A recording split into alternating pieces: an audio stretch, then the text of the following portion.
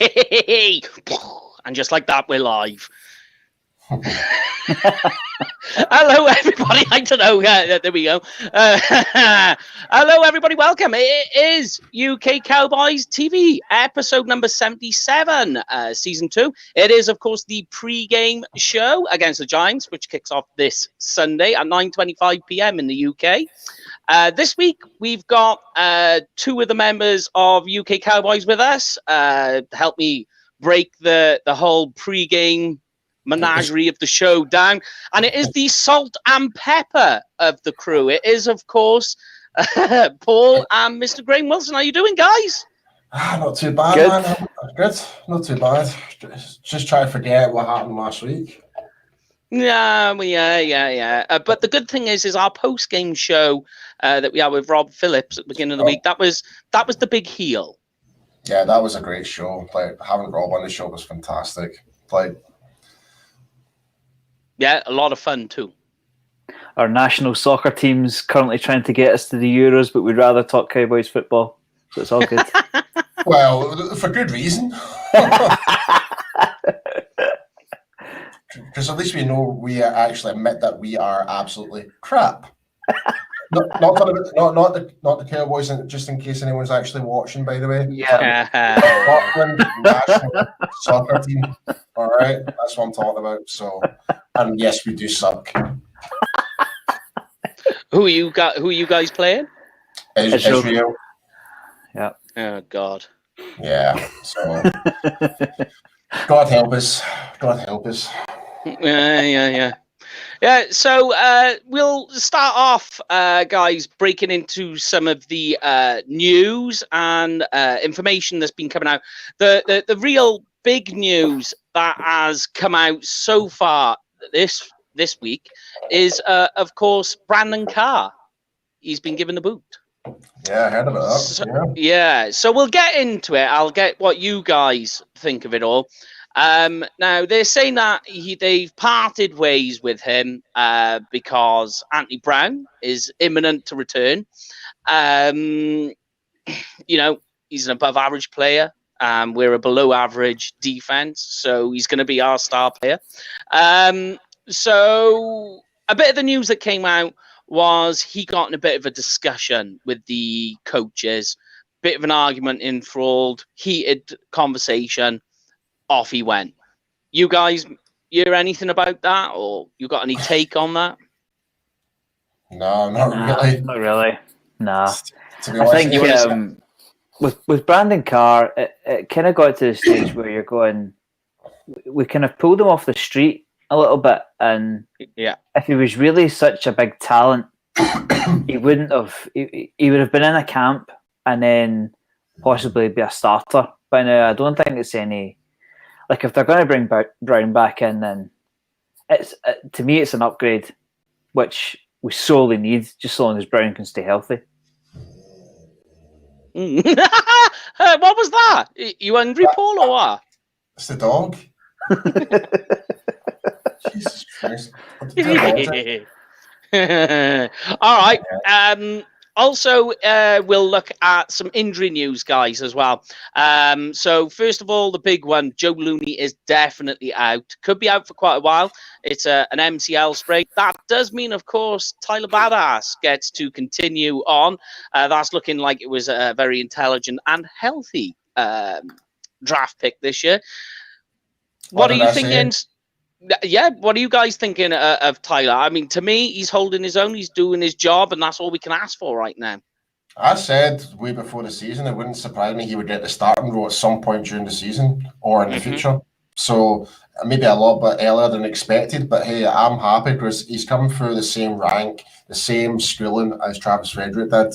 So he's got it drilled into his mind to read. Like you saw it. I already spoke to Rob Phillips about this. It's like, before pre-snap, he's telling his guards to watch out for certain blitzes, watch out for positionings and stuff like that, and how the D-line are lined up and stuff like that. You see that with Tyler. So I am more than happy to have someone that has a little bit more commanding role in that offensive line right in the centre, which I didn't feel that we were getting with Joe Looney. So I am really happy about that, if I'm being honest. Because we actually are seeing a bit of a difference when Tyler is actually in there. I kind of feel as though the centre of our O-line is that little bit better in terms of holding on their own, in terms of the nose tackles, getting in through the middle. So I'm more than happy. The only thing though, he just needs to pick up the snap counts a bit better. That's the only thing I can really say. I don't know, because there's been a few times where he may have delayed reaction from snap the ball based on the snap count. That's roughly about it. Yeah. I mean, have you got a take at all, Gray? I mean, before Looney's injury, he just didn't look like the same Joe Looney. You got a take on that at all? Why you think he perhaps started to struggle a little bit? Yeah, everybody gets older. Everybody gets older. That's the only really thing I can put it down to. Maybe the pressure got to him a little bit. Maybe him being the guy for the first time in his career really got to him. And then the injury just kind of, not kindness, but it didn't help him in the slightest. I don't know if, I mean, depending on how bad it is, if Badias, or however you pronounce his name, if he can take the job, I don't know if you'll see Joe Looney around for much longer. Because if they're going to go with the rookie, Looney might get a chance to go and play somewhere else in free agency. So I know it's only we're just approaching week 5 of the season, but depending on how bad that injury is, you might not see him much longer. Yeah, I mean, he was only on a 1-year deal, so But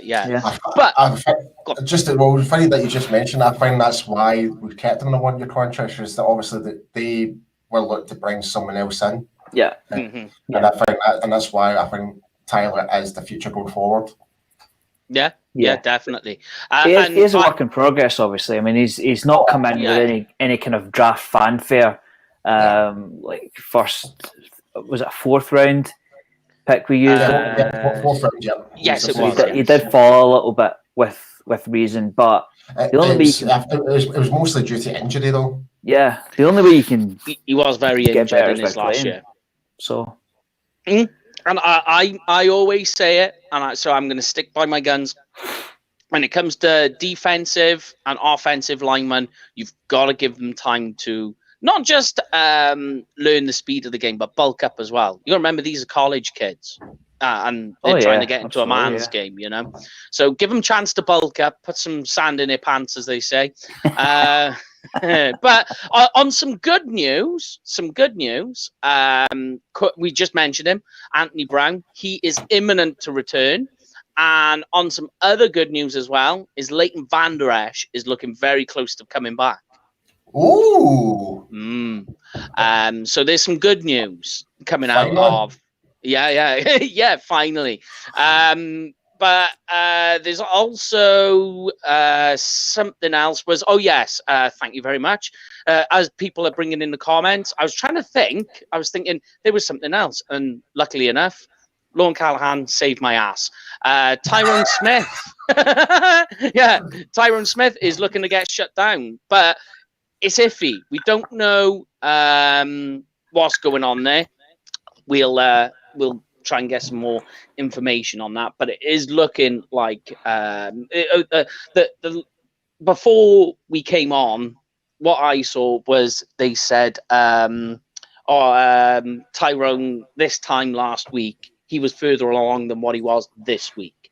So that's definitely concerning. Now it's coming out that he could in fact be shut down for the season. Yeah, if you were getting carried away, you would start to think about the future for Tyrone Smith, because this is neck injury. You start to think about later on in life as opposed to outside of football. This is a different tone from... this is all talk. We have to stipulate this is all talk. We have not actually heard anything out of Tyrone Smith's mouth just yet, I don't think. But this has got a different tone, as in, I might be reading too much into it, but yeah, I think this is, he's starting to think about after football. because to me, the Tyron Smith that I know wouldn't be. If he can play, he will play. You know, he will get himself out there. This feels different.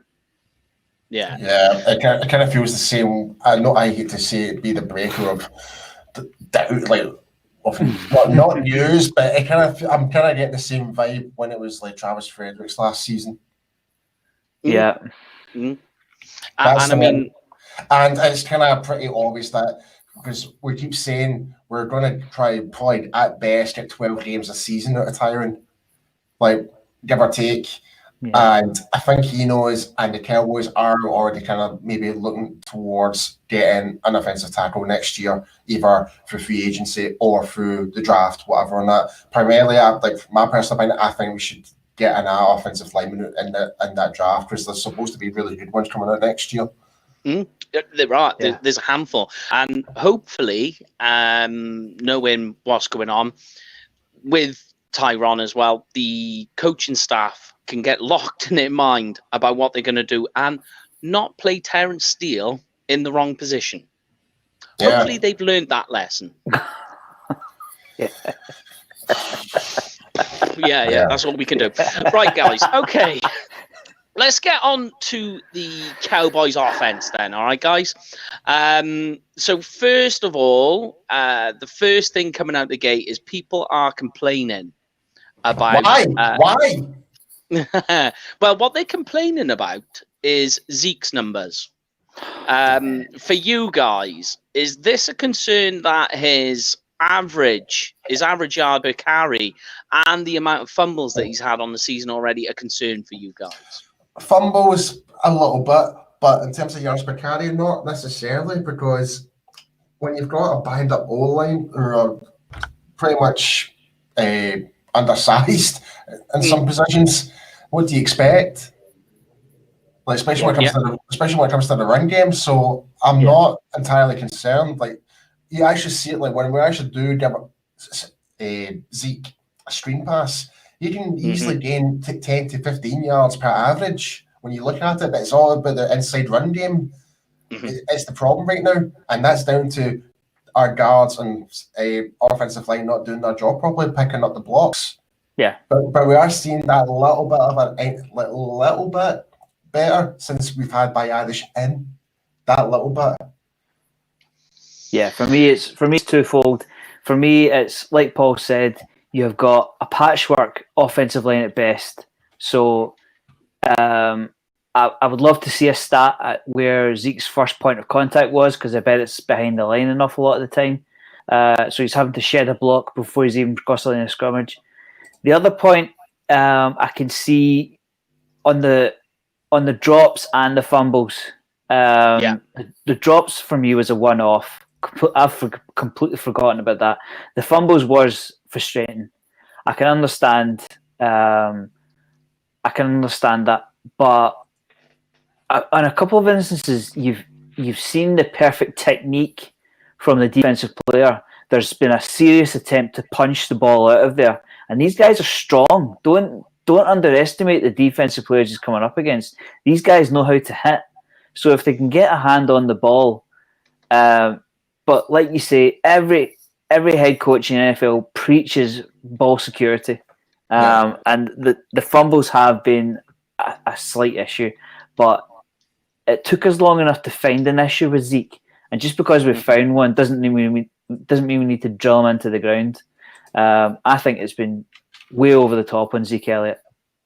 Yeah, I mean, one of the things he's even come out and said is that, look, I'm going to work on my ball control, make sure I'm not causing any more fumbles. I mean, the good news is that this Giants defense is not known for pulling fumbles out like the Browns have. So perhaps this is a get-right game, do you think, for... that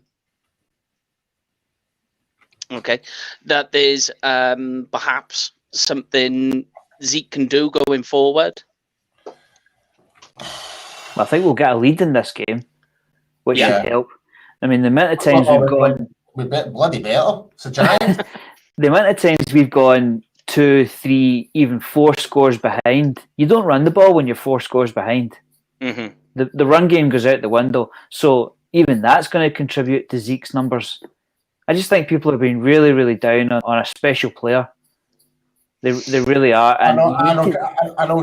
Considering he's pretty much nearly been 1,000 yards per season. Yeah. But the only time he's never been 1,000 yards was the 6 games he missed. Yeah. I mean, if people are wanting to poke holes in the Cowboys unit as a whole, Christ, don't do it in offense. The offense have got enough issues to deal with every time they receive the ball. There was a stat came out on Twitter. I don't know if you guys saw. The Cowboys, I think it was RJ actually that put it out. The Cowboys have received the ball on offense on the other team's side of the field. I think it was twice this season. Not in the last game or the last 2 games this season. Because the defense is simply not turning the ball over. So you're going to have to deal with long stretches of field. Ease up on the offense, definitely. Okay. Yeah. Now, one of the ones that is quite interesting is CeeDee Lamb has, in fact, broken a Cowboys record. He's had the most receptions for a rookie over the first 4 games. See the way you were trying to set it up there, the way you wanted it there. I thought you were going to say he's broken something. I was like, you better not be fucking joking here. I'm sorry, no. Sorry, I cussed there, but I was just like, what? Oh God. Yeah. Sorry. Yeah.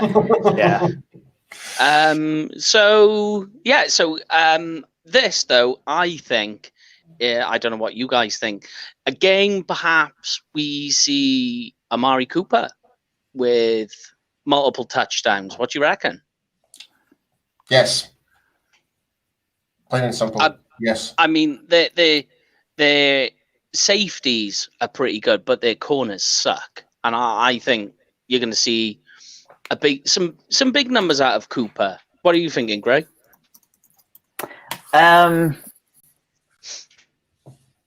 Possibly more yards for Lamb because Cooper will be the focal point.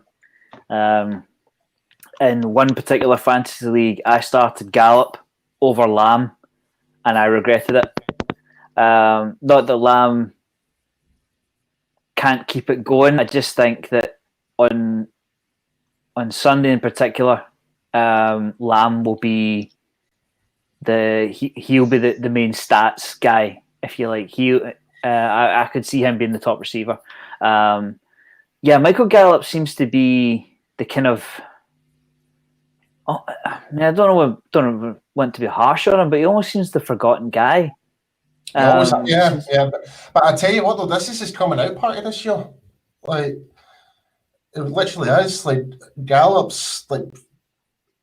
There's going to be some games he's trying to break out in that, but he's trying to be chasing the big contract when it comes to his contract comes up in the end. Yeah. It's almost like Cooper was the kind of main focus for the defense, so Gallup would pick up the scraps, and then this season comes along and you've got somebody else to pick up the scraps, and then Gallup's going, well, where's my targets? Going kind of stuff. I mean, you can only really cover 2 and then worry about the third when you get the opportunity to go and tackle him. So I don't know. Maybe Gallup will do well on Sunday. I mean, you really could see all 3 of them being the top in terms of stats. In terms of red zone, I still think it's Cooper. But here's my suggestion. Well, not suggestion. Here's my theory. I think Schultz is going to be the red zone target. Are you guys not worried about the reports about Schultz being possibly injured? Oh, don't say that. Yeah, honestly. And the only way I found out about this one is I've got Schultz in my fantasy team, and it's saying questionable, be careful, yada yada yada. So I still need to look more into this, and I need to see today's practice report. Haven't quite seen it yet, obviously, because of the time zones. We're still plodding along, waiting for that to come through. I am trying my best to do this sober October, and this is testing it right now. Oh, I mean, the only thing I can think of is that Schultz was nice to have. I think we're still potent on offense. For him to pick up the slack that Blake Jarwin left was excellent. If he's there, it's great. If not, I still think we've got plenty of weapons to deal with. So it's not, in terms of injuries, he's definitely not the kind of be all and end all at tight end. Yeah. But funnily enough, I was speaking to this to my brother just before we came on. Funnily enough, and we were saying that of all the things that have happened so far at the start of our season, Schultz has been that surprising. All of a sudden, the whoo-hoo, that is a nice little surprise, Well, I said during the off season that's the kind of thing that Mike McCarthy can do with an offense. He can elevate players. Certainly I've watched enough Packers games to know that they can find star players for one particular game out of nowhere. Yeah, look at the how many wide receivers that Aaron Rodgers has had. The only one I can really name, two, is Jordy Nelson and Devontae Adams. Any other ones, I'm never really they've never been standouds or ones they go for mega bucks and stuff like that. But somehow they still pull it out the bag and do whatever on that. Oh, definitely, yeah. Yeah, in terms of fantasy, even if you take it from a fantasy perspective, you wouldn't go anybody outside of Devontae Adams for the Packers, but they're still so effective through the air because that a Mike McCarthy offense can do that. You maybe get one star this week and he disappears for a couple of weeks and he comes back again. That could well be Dalton Schultz. You won't see him for a couple of weeks and then he'll come up with 100 plus and a touchdown, disappear another couple, same again. So, I think Schultz has been good. He's been the surprise package for the offense this year. His season is by no way finished. But we'll see what happens with this injury, as Mike reported. I think it'll be all. Go on, sorry. See if that injury happens. Honestly, I'm going to come down to Wales and kick you right in the nuts. I can give you that beer then. I keep owing you. But some of the good news is about our O-line. It is slowly starting to connect together a little bit.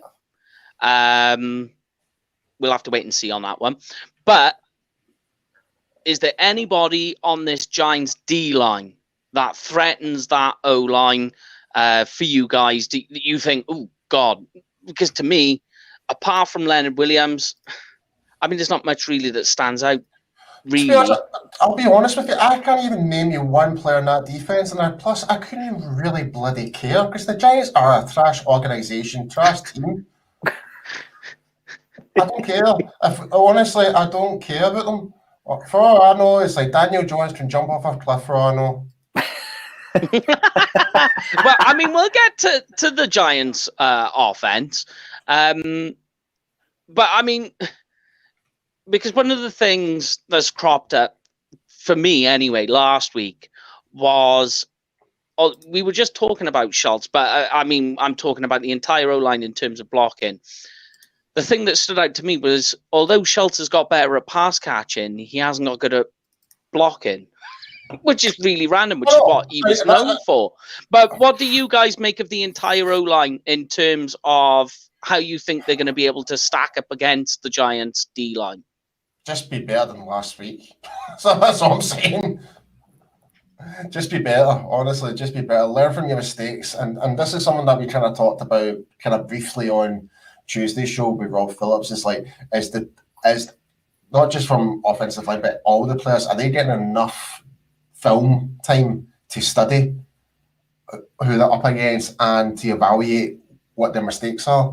Because obviously, with like, I'm not trying to throw on excuses out there, but at the same time, it does affect with all the other teams as well. But I kind of feel as though it's like, are we giving the players enough time to like pretty much like self-study, saying, right, I made that mistake in that play, I need to do better there. I missed that block. How did I miss that? Because of X, Y, Z. Like, I think again, it's like time is money, you know. Yeah. Okay. In terms then, though, of their safeties, because we do like to pass it quite deep, you know, because I mean they've got Jabril Peppers, little bit of a tongue twister there. When oh Christ, that's right. They traded for him, didn't they? Yeah, and they've got Julian Love. You know, their safeties aren't that bad. Their safeties are pretty good. And Peppers is good. Peppers is good. Like, yeah. In fact, now that you mentioned him, I'm like, yeah, actually, I'd be kind of worried about Jabril, to be honest. I mean, their defense, ironically, of all the things, has been the one thing that has stood out, really. I think I've got it written down here somewhere. So in total yards that the defense has given up, they rank 6. Yeah. What? Yeah. So, but here's the ironic thing that where this whole game is going, which is why I'm bringing it full circle background on this, is that you've got the number one offense, the Cowboys offense, against the Giants defense, which is a top 10 defense, and then conversely the other way around is where it all falls apart, because we've got one of the worst defenses, but they've also got one of the worst offenses. So it's going to be a bit of a topsy-turvy game. Yeah, I watched the Giants Rams last week, and they might be 0-4, but I don't know if it was a Rams off day, but they didn't look terrible. This game, I mean, this is by no means a win, an easy win on Sunday. I would not sleep on the Giants D, like you say. This game is going to be Cowboys defense against Giants offense. That's where it's going to be won or lost. We will score points. I've no doubt we will score points, but can we stop them scoring points? Because let's face it, it would be the first time all season that we've done it. We are leaking points, and that's where it's gonna. If there's going to be a fly in the ointment, that's where it's going to be. That's where it's going to sting. Don't sleep on the Giants D. Definitely, I agree with you. Like I say, there's not much to write home about, but they're safeties. They've got the one thing that we're missing. Yeah, they're kind of. We'll get onto this, but their kind of pass rush is spread out. Like you say, outside of Leonard Williams, but there's no more than 2 sacks per player, but there's a lot of it, if you know what I mean. Yeah. Like there's a few on 2 sacks. They've got, like you say, high-powered safeties. I think Blake Martinez is their top linebacker with the top amount of tackles. They're no. I mean, they're 0-4, but they're no slouches. Not on defense. Yeah. I mean, is this a sort of game that you would use 3 wide receiver sets and attack the middle of that field then? Or go outside the numbers, perhaps? Which way round? Because, I mean, the corners aren't that great. I think depending on the Dalton Schultz situation. Like, obviously, if he goes down with an injury and he's out, I would definitely go 3 wide. Definitely. That's the way I would approach it. Yeah, and you'll see more. You'll see a better side of Zeke as well, I think. That was going to be the next thing I was going to ask you, is because obviously, their D line isn't great, and our O line is looking to have a good matchup in this game. So, do you think perhaps maybe this is more of a game for Zeke?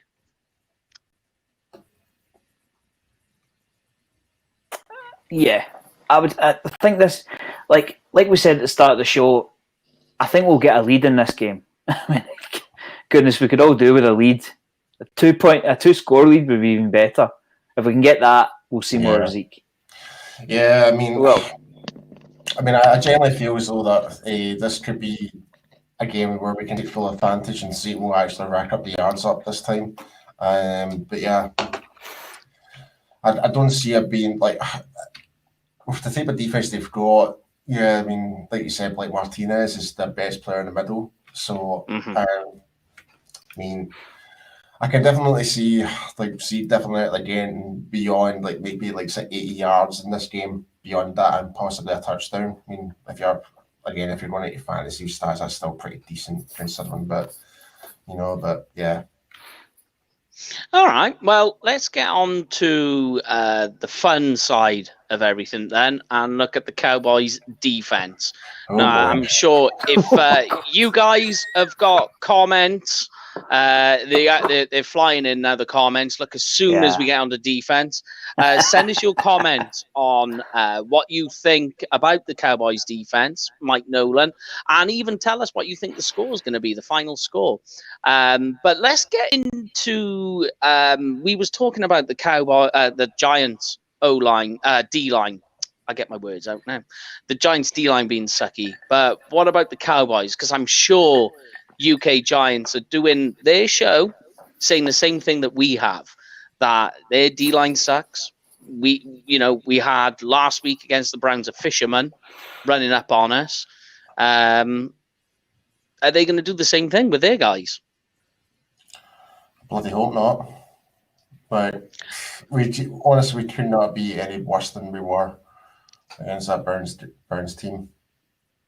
We could honestly, for the front seven to play like that, it was embarrassing.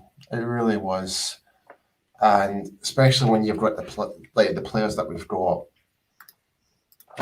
There's no excuse for that. There really isn't. And I've tried my best to bite my tongue and try and be on the defensive side for the defense in terms of new scheme and that. But if you're playing react rather than attack in terms of hitting your gaps, you're going to get forced. You're going to get forced back. You need to be making sure that you've got the right the hand speed to get after those blocks if you're reacting. Yeah. And furthermore on that, it's like we all know. I've previously mentioned about 3-point stands and 2-point stands before, and I keep saying it. It's like some of these guys are not in a natural position in terms of hand. Like they prefer putting their hands in the dirt because it feels more comfortable. They feel as though they get more burst. But if you're playing in a 2-point stance, you're going to be more in react mode, and we kind of saw that. Like we were too slow to react in that Browns game throughout that whole game, and Mike Nolan needs to get his head out of his bloody, I don't know, like he needs to get his head out of the dirt and actually do something about this and tell Jim Tulsula to guide us okay, we might need to switch things up now, be more aggressive in terms of that offensive line towards that offensive line and force Dame back. So well, I mean, one of the interesting stats that came out last week with Mike Nolan was his history as a defensive coordinator with the Falcons. And in his 3 years, the defense ranked 24th, 27th, and last. Speaking to some friends online as well, one of them being a Falcons fan, and he actually said that when he heard we hired Mike Nolan, he actually chuckled inside about that. Maybe there's something you can take away from that, mind. But do we continue to ride on, guys, with Mike Nolan? I mean, it's only been 4 games. Do you give the guys some more leeway to try and see if he can pull it together, bear in mind with everything that's gone on this season? It's only been 1 quarter of the season has went through. That's what I'm saying. Like, I still like. Again, I don't want to be using bloody excuses, but like with everything that's kind of going on, they've not had the proper setup. With COVID, they've not had a proper training camp. They've not had pre-season. They've had none of that. And again, when it comes to week 5 and week 6, then yeah, that will be the major concern point, was when you're at the halfway point, they're coming towards the halfway point. But for now, I think it cannot be any worse than it was last week. It cannot be. So you were go on. Sorry, you go, Gray. You go.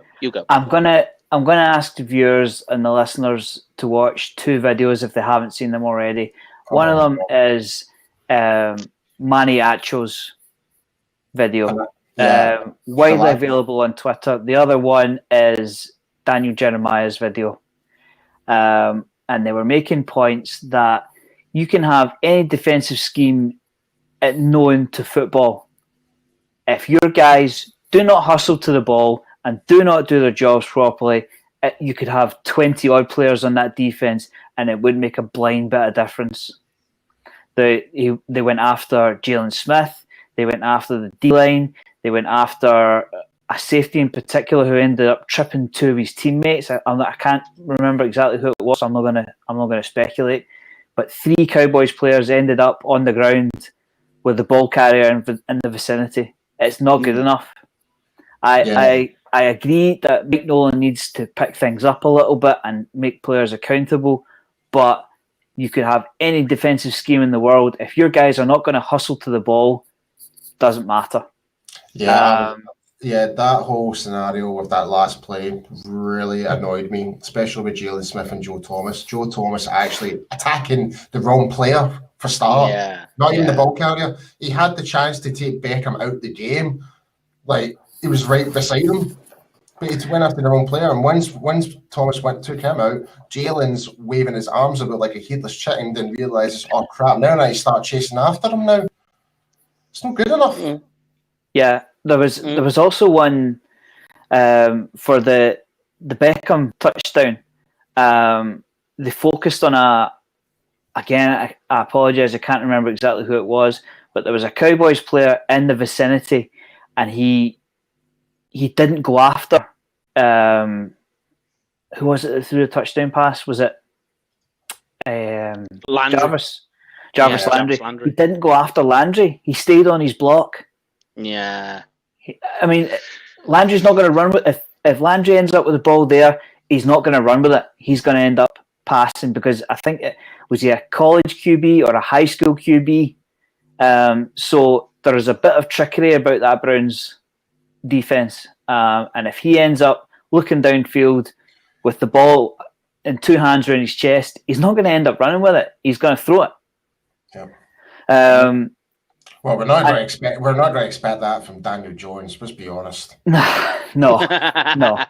But here's the trouble we've got, mine, with the Giants O-line is they have invested in it quite a lot. Yeah, they have.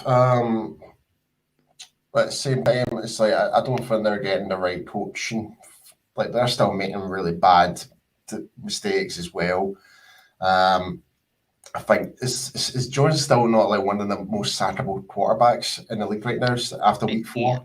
And he does suffer quite badly with fumbleitis. I know that's bad coming from us, when we just talked about Zeke fumbling. So, but the big one Rams is 5 sacks. Yeah, the Rams sacked him 5 times. Yeah, he is. He does hit the dirt a lot. And what's interesting, it's more to do with his processing speed. It's just not there. But it really ain't. You can see it. Very much Eli, the return of Eli with Daniel Jones. But they are doing the running game. And the issue that we've got is our D-line is struggling badly against the run. Mainly looking at the middle of the line with Dontari Poe. We did a vote at the start of the week. Is Dontari Poe, worth the hype? And it was huge that like people thought negatively about Dontari Poe in the vote. It was wild. I'll try and find it and I'll post it up later. I'm sorry, mate, but I keep saying it, like that D-line, they're not doing what they did previously before. They're not attacking the gaps. They're standing and reacting to see what's going to happen with the play. They're getting forced back. D linemen should be smash mouth football. They should be putting the pressure on the O-line, not them pushing us back.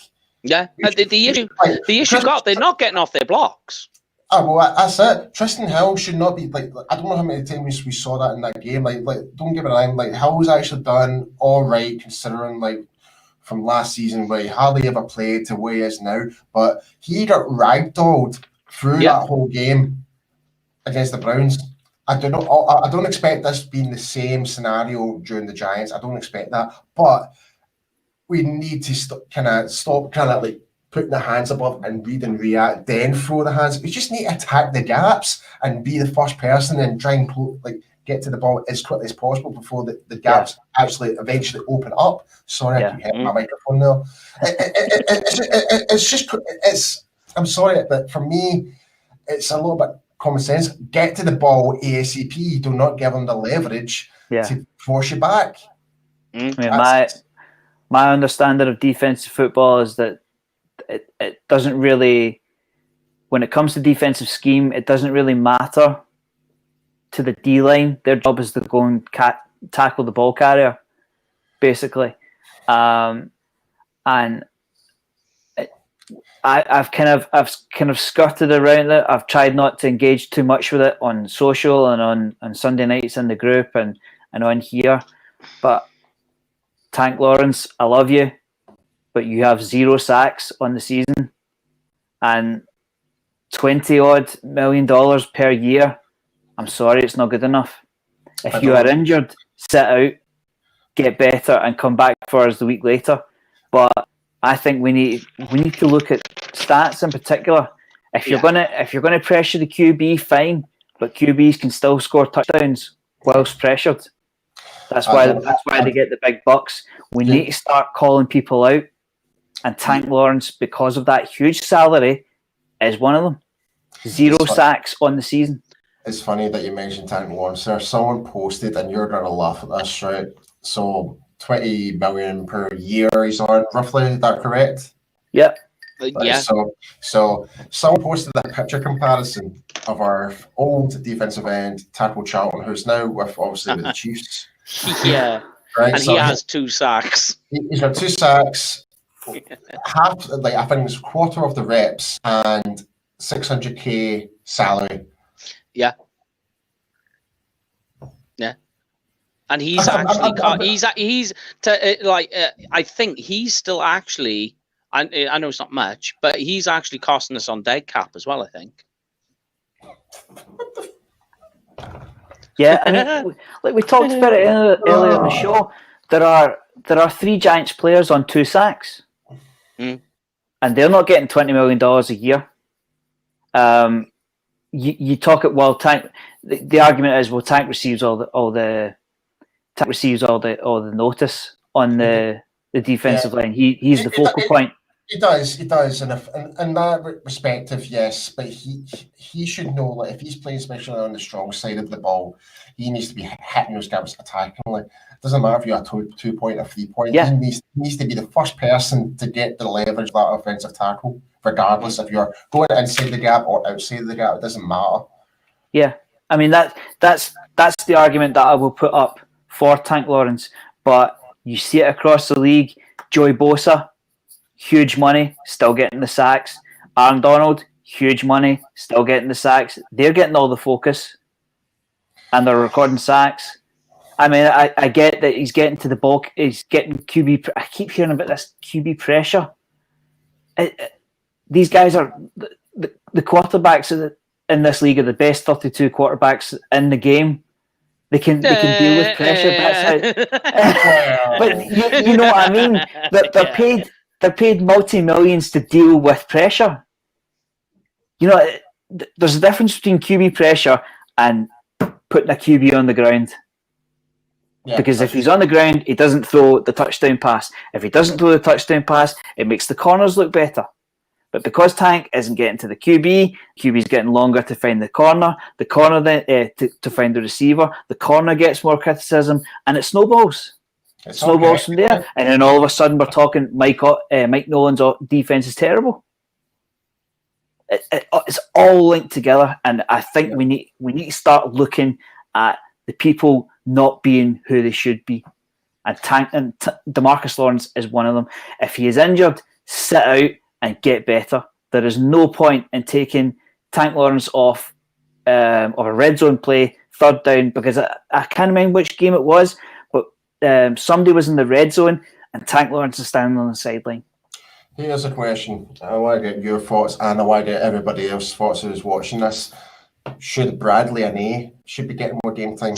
Well, I was actually going to come to you rather than Bradley, because another guy who's taken higher in the draft, Neville Gallimore.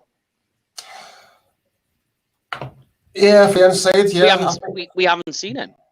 Yeah, he's not seem to be getting any reps, which I'm quite surprised about, because I like everyone who knows me, I'm a big Neville Gallimore fan. I think he will be in the future a starter. I think personally, in my opinion. Mm-hmm. But I don't know. I don't see what else could go wrong right now with the front four, or how our D-line is going right now. Might have to switch up a little bit, and if that means like getting Gallimore in and get Annie in, then great. And our good friend Marcus just actually you just saw a comment. My bad. Yeah. So Annie should definitely be playing this week, and I fully agree. I think he should be getting reps because he is a pure speed defensive end, and we're seeing lack of that. Very little speed. It's very reactive and very slow. And with an A, he just comes out like guns blazing. He'll use his speed in hands. That was his biggest strength, Bradley and I, was his get off. That he not only does he time his get off to perfection, his timing's amazing. He times the snap perfectly. But when he gets going, and his bend as well, he has like some extraordinary bend when he's on that edge. Which is why during the off season I said, he would be really good on pump blocks on the edge. Yeah, your brother. I think your brother means rookies, but I don't see what else we got to lose. Like you could try Reggie Robinson as well. Get Reggie Robinson involved. Yeah. Because let's face it can't get any worse. Yeah. I mean, like if you're not going to earn your paycheck, go and have a seat and let somebody else go and try and earn theirs. Yeah, it's as simple as that. Here's an interesting stat that Dontari Poe, Tyron Crawford, and Antoine Woods, they rank. They are 3 of the 5 lowest rated defensive players on run stop. They rank 22nd, 23rd. 7th. Antoine Woods as well, yeah. They so in this order, Poe, Crawford, and Woods, they rank 72, 73rd, and 75th in run stop. I'm sorry, 3 of the 5 lowest. I'm sorry, that just sounds like they're going by based on Madden ratings or some shit like that. That's what they ranked at currently on. Like I'm pretty sure Poe is pretty much the only defensive tackle who's actually had enough like penetration to actually get to the run. But Hill as well, but I'm pretty sure Woods is the only defensive tackle who's actually had a sack. I need to check the stats on that one, which I'll do as you guys talk. I'm not sure, mind. I'll have to double check it. I'm pretty sure. But yeah, right. But on terms of what the defense needs to do to stop the offense, I'll start with you, Paul. Really, what is going to be the strategy for the defense to stop this offense? Attack that O-line. Simple as that. Put them on the back. Put them on the back foot. Do not give them an ounce to make any chance of a play. And linebackers, keep it simple. Do your job. I said that in Tuesday's show. It's like we're overcomplicating it. Mm-hmm. Yeah. All right. Like, and the secondary will solve itself out if everyone just does their job as it should be. Yeah. What about you, Gray?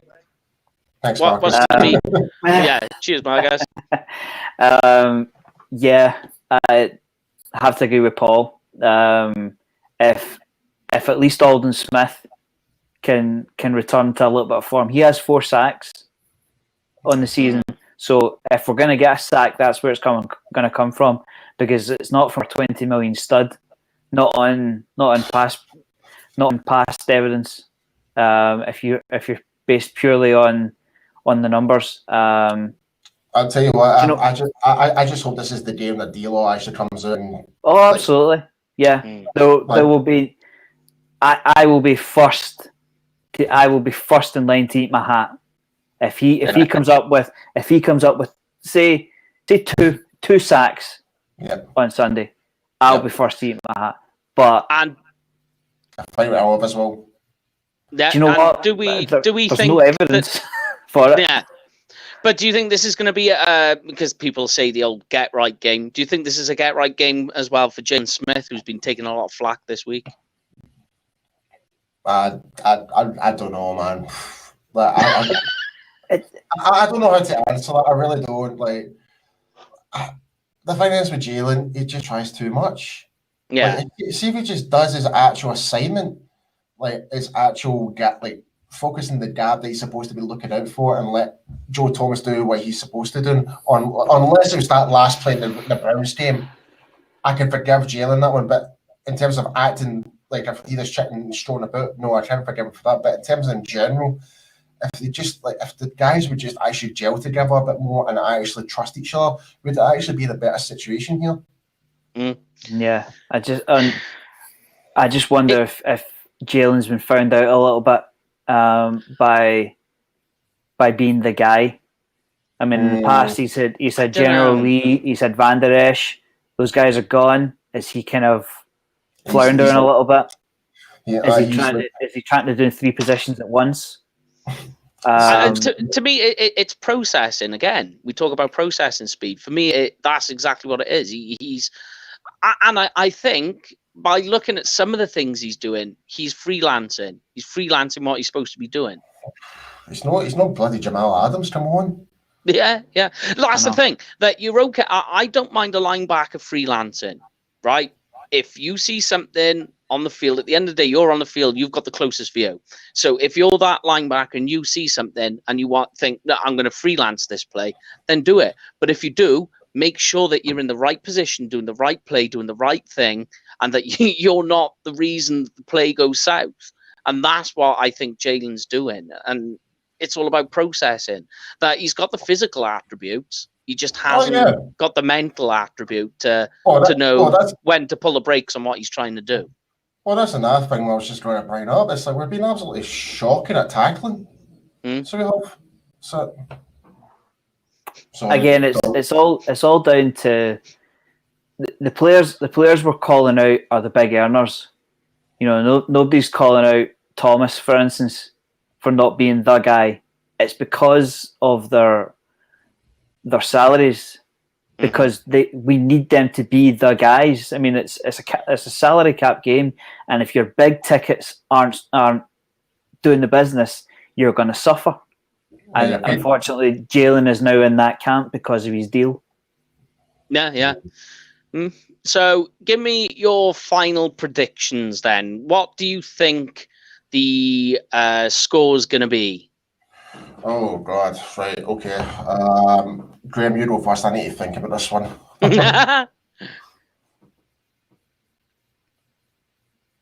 you want me to go? Yeah, you go. You go first. Yeah. Everyone, get your scores in. Everybody, get your scores in. I'm curious. I want to see people's reactions first. What they think. For me, 38-28 Cowboys. I think we leak. Yeah, no, we leak. But bear in mind, the last time we played the Giants, Dak threw for 4 touchdowns.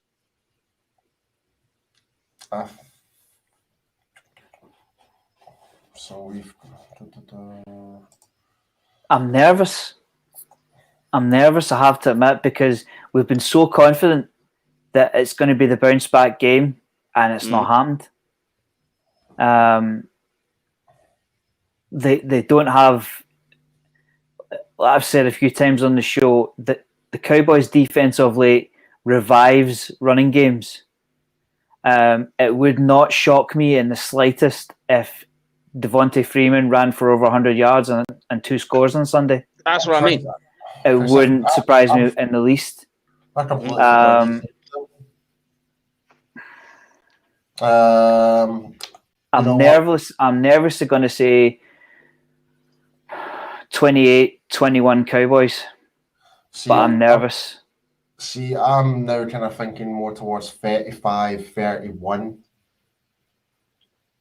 Okay. Like, I don't think it's going to go as high up as 38, but I might come back down to like I don't know. I honestly I don't know, man. I just all I want to say is I just want us to win and not, like if our defense can stop putting the pressure on our offense to overcompensate, force Stack to throw 500 yards a game and still lose, that'd be great. But like, if we can just actually get a win, fantastic. You know, I don't necessarily don't care what the score's going to be as long as we win. What makes me nervous is Daniel Jones, because I don't see him as a high-scoring quarterback. But with our defense the way it is just now, he could have a huge, nice little segue. He could have a huge fantasy game. We should be taking Daniel Jones to the actual dump yard because he is trash.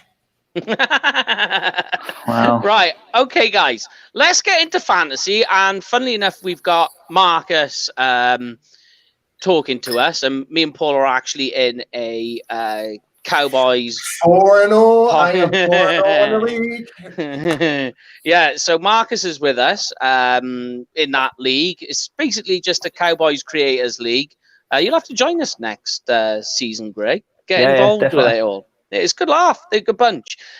So what we do on the fantasy side of it all is we do oh boy and boy oh boy. So I'm going to give you the score. Oh boy is they're going to score less than that.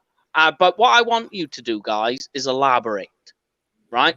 So if you give me the score and you say, oh boy, it's going to be less, tell me why and what you think they're going to get. And boy, oh boy, is this going to be more than. All right? So who wants to go first? I'll go. All right, then. I'm going to give you Dak straight out the gate, right, Paul? He is predicted to score 22 fantasy points. Oh boy, or boy, oh boy? Boy, oh boy is up. Right? All right. Yeah. Yes. Boy, boy. Definitely boy, oh boy. Hit me with it. 400-yard game again? I'm going to say 350. Three passing touchdowns and 1 rushing touchdown. All right, then. I like that. Let me give you, Graham, Mr. Zeke. He is predicted to score 18 fantasy points. Boy, oh boy. How many yards was it you said? He's going to score 18 fantasy points. 18? Yeah. Ooh, I think that might be right on the mark. It's close. It's definitely close. No, I'm going to go boy, oh boy, because... Marcus, who are you talking about? Are you talking about Zeke or are you talking about Dak? That's the question, because I've got... I think... Because I've got Dak in fantasy, mate, so...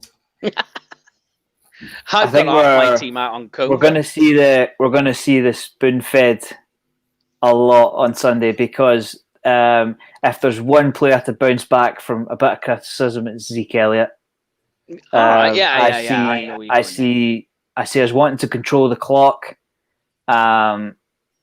Hopefully, this is one of the games where we get a lead, and I'm going to predict that ball gets super glued to Zeke's hand, because he responds to criticism.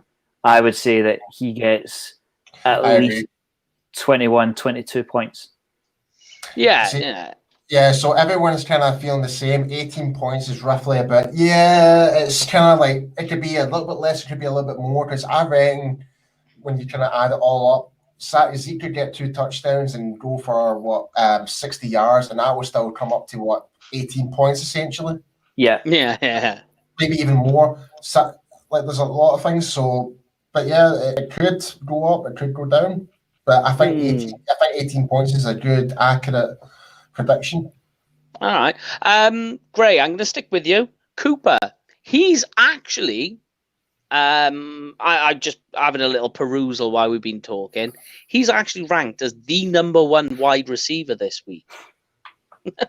But he is predicted to score 18 fantasy points. Say that again? 18 fantasy points. 1-8. All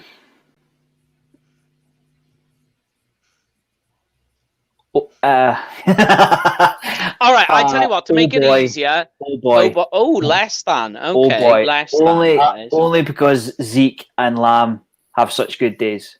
I think the safety coverage will be on Cooper. He will be the double. He'll be doubled up. We've talked about good safeties. So I'll let you take that comment away, Mike. Yeah, our friend over on Periscope, he's got him for 37 points. That would be an absolutely. We hope he does. We absolutely hope he does. So I'm going to hit you, Paul, with a guy who's actually on my team. Is CeeDee Lamb. He is predicted to score 13 fantasy points. Which is boy. And it's not close. Hit me with it. And what we'll do is we'll say that this is half points, half PPR. So this is essentially like, you need 70 yards minimum and a touchdown, and that's your 13 points. He's trying to get more than 70 yards. 100-yard game. And I reckon he will get a touchdown. So it's going to be above 13 easily. Yeah. And 100 yards. 100 yards. Aye. I'm only gonna double what Paul says because if Cooper's the double coverage, Lamb is one of the main ingredients in the 40 burger. He is essentially what makes the 40 burger because you can't keep them all quiet. And he has particularly good hands. He's quick. He has a good right tree. It's a solid pick, like we've said throughout the season. And 13 points is low for CeeDee Lamb. That is low. Yeah, it is low. I'm going to stick with you, Paul. Dalton Schultz, 8 points. Ooh. That's got to be a touchdown, to me. This is touchdown dependent. I think that's fair, actually. Yeah. I think the yards will be more or less red zone. He'll be a red zone target. You're talking about minimum amount of yards. That's what I mean. But I think he might get the touchdown. So I think 8 points is actually quite a good prediction. Yeah, I think he's like, you're looking at a 30-yarder or maybe... those 8 points are completely touchdown dependent, I think. I agree. Is he going to be 3 points or 8 and above? Yeah. I don't necessarily see his yardage is going to go up, especially when you've got our trio of wide receivers. Mm-hmm. And he'll get a TD. So, like, if he gets a TD, then he'll be up to between 8 and 10 points, and it's thanks, guys. I generally think it is kind of like, it just really depends on the situation where our offense is, how we use Schultz, and if we're in the red zone, he is going to be a big target for us. So, yeah, definitely. So Graham, I'm going to give you a bit of a toughie here. The Dallas defense, 7 points. Oh God. Oh, Christ. Believe it or not, they could be a sneaky streamer for the week based on the fact that the Giants' offense is the lowest scoring in the league. They rank 32nd. So the problem is with predicting fantasy points for defense is doesn't matter how many sacks and whatever, and that'll get deducted back off depending on how many touchdowns you let pass on you. Exactly. So it's so difficult to predict that. But if we're going to go based on stats and figures and stuff like that, honestly, it's like it's the lottery. It really is. It is. What's the number, Mike? 7. I'll be happy with 7 points. I'm being honest. 7 points would be not too bad. Like, I just saw that comment there. Or even -4. I was just about to say that. Thank you for joining us as well, guys, over in Periscope. It's good to see you guys. Man. Aye, definitely. I'm sorry we've bashed the D enough tonight. I'm going to say, oh boy. Oh boy. I'm sorry. Right. I don't see sacks. I don't see interceptions. I don't see pick sixes. And the only way they can score points is by keeping the score down, and I don't see them getting that either. It would not surprise me in the slightest if it was a negative number. Very possible. I'm sorry. It's so bad just now, and there is no evidence. Paul, I'm going boy, oh boy. I don't care. Oh. So we've got one going one way and one going the other. I like it. I like the controversy. I love it. But I want to eat humble pie after the game. All right, then. Well, let me hit you with the next one then. Evan Ingram, Paul. He's going to score 12 fantasy points. Somebody's got to score the points, Paul. Somebody's got to score it. It'll be a boy oh boy. I think he'll have a boy oh boy game. But there's not much to go around, see, is there? But not by much. Not by much. The issue is that really their only options are Darius Slayton and Golden Tate. Slayton did have a good game in week 1. Yeah, not bad, and he's just fallen off a ledge. So what are you going? You go boy oh boy? Just like the organisation. Yeah. Why I'm saying that? Well, I'm reckoning he'll be one of the players who'll score a touchdown for the Giants, and will rack up at least 50 yards in the game because he has a primary target. At least. Okay. 50. Yeah, so I think that's what I'm saying, boy oh boy. All right then. I'm going to give you, Graham, Devontae Freeman 14 fantasy points. All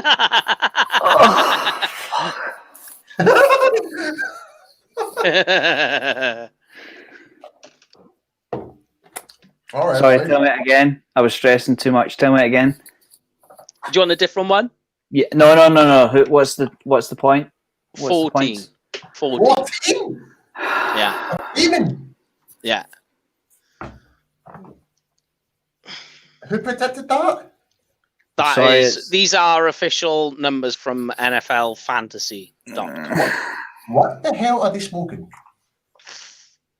It's fantasy, isn't it, man? Then again, we had a fisherman score. Yeah, they took a guy off a fisherman boat and went fucking wild. Yeah, I can't comment. I'm sorry, it's boy oh boy.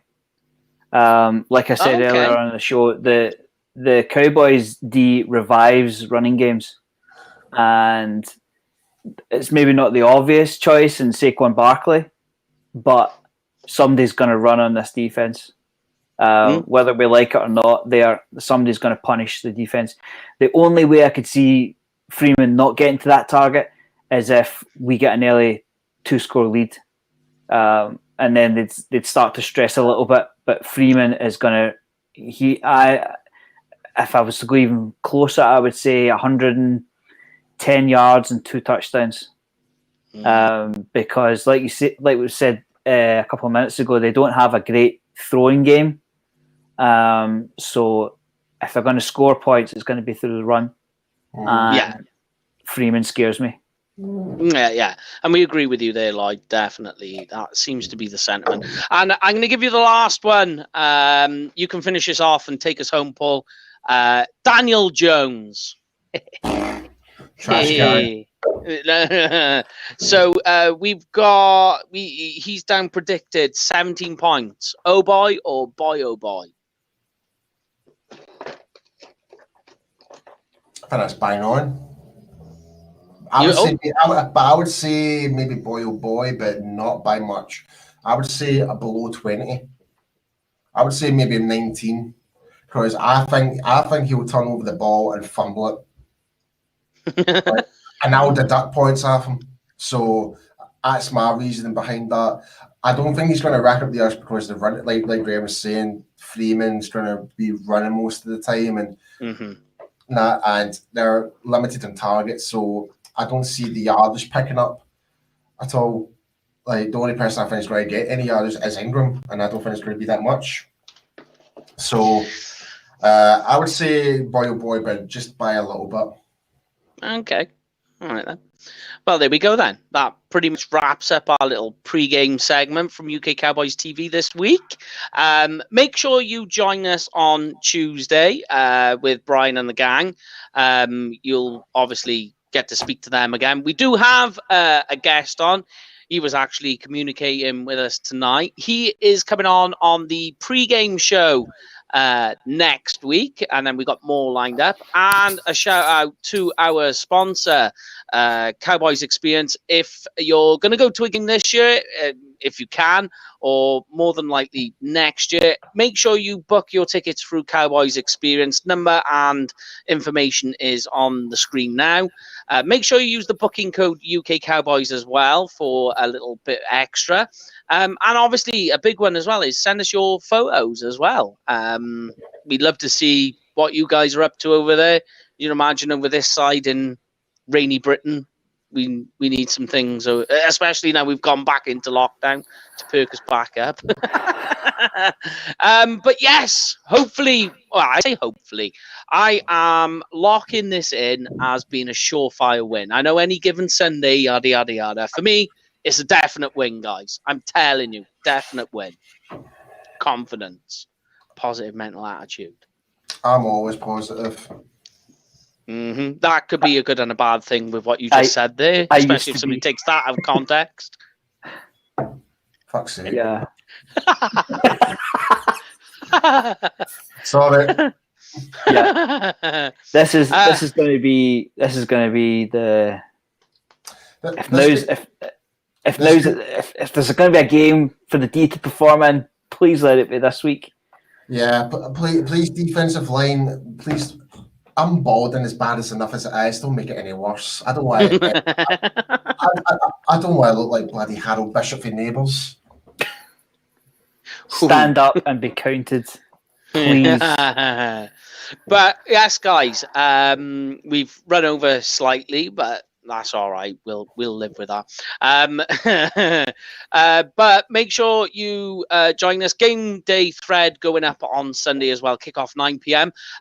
So we'll speak to you all then on Sunday.